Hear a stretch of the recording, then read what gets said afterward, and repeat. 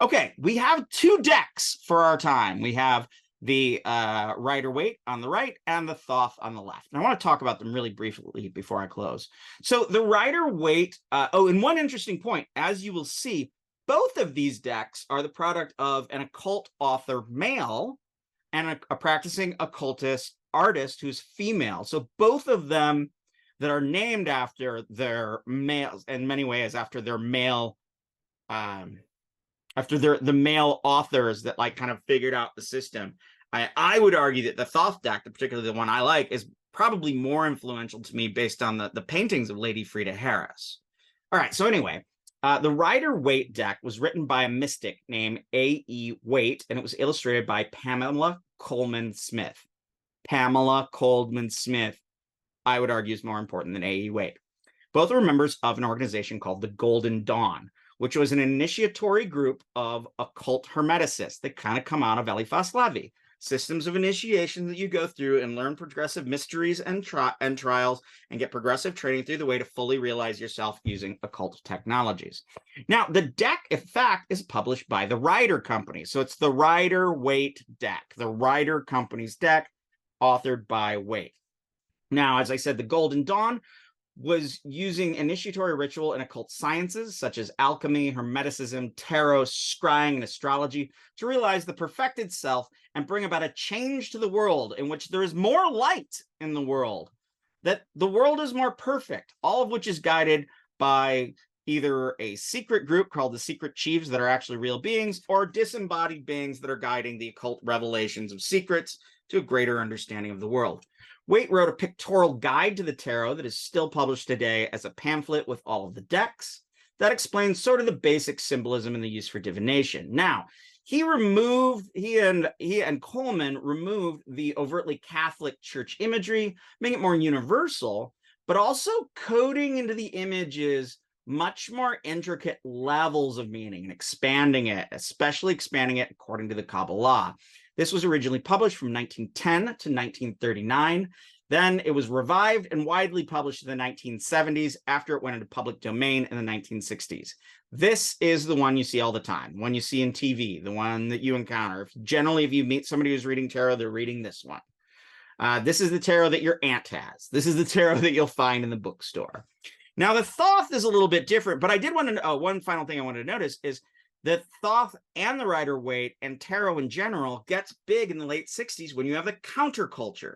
You have an established culture that is sort of pro-war, pro-rah-rah-rah US, not civil rights, not anti-war, anti-love, not pro-love. That's the counterculture. So tarot comes up in both of these decks with the rise of the counterculture.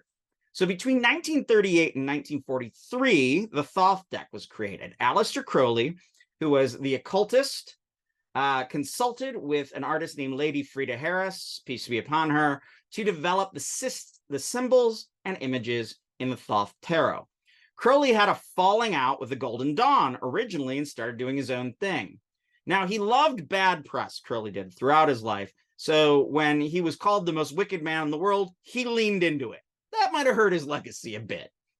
In fact, I would argue he is the most sophisticated occult synthesizer or even religious thinker in the 20th century. He even claimed himself to be an incarnation of who? Eliphas Levi, that guy I talked about that first connected tarot to ceremonial magic. Crowley connects the tarot to the Egyptian deity Thoth, engaging more in this notion that it all goes back to the Egyptian lore, which it does not. Now, in 1944, Crowley published his book about the tarot, the Book of Thoth, and it had, illustrations and it had pictures of the deck, but the deck wasn't really easily available. In fact, the deck wasn't available at all to purchase until the 1970s, when members of his religious order that persisted after his death, called the OTO, were able to get it published. However, they had a lot of trouble maintaining their copyright control. Arguably, and I've heard people argue this extensively, the publication of the deck was funded through revenue generated by LSD dealing in the 1970s. And while this was a big part of it, it wasn't all of it. There are a lot of people involved in putting their time and money into seeing this very important deck published.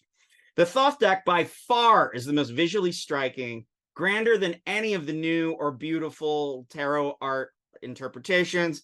It knocks the kitty cat, it knocks the tarot of the moon garden on its butt. It's just really striking and beautiful. And once you look at the Thoth and even look at the Rider-Waite, you'll start seeing its symbolism in places you wouldn't expect. The nice thing about this deck is it's easy to use once you learn the symbolism, and it's inexpensive. Now, Crowley's Book of Thoth, which was written at the end of his life, I would argue is one of the most interesting and extensive works on syncretic religious and occult symbolism that I've ever read. So the cool thing about the Book of Thoth is you can learn it all.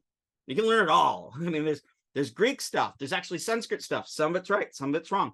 In the Book of Thoth, you can see all of these incredible different cultural strands on magic put together in an interesting way that doesn't feel like it's just being consumed and pooped out like cultural appropriation. Now, some people avoid the Thoth deck. They say it's too powerful. They say it's too striking. They say Crowley's too bad of a guy. Like I said, one dude at the occult bookstore's like, oh no, I don't mess with the Thoth deck. I use the tarot of the moon garden because the Thoth deck is too dangerous. I don't know if it's all that dangerous, but it is striking. The symbolism is striking.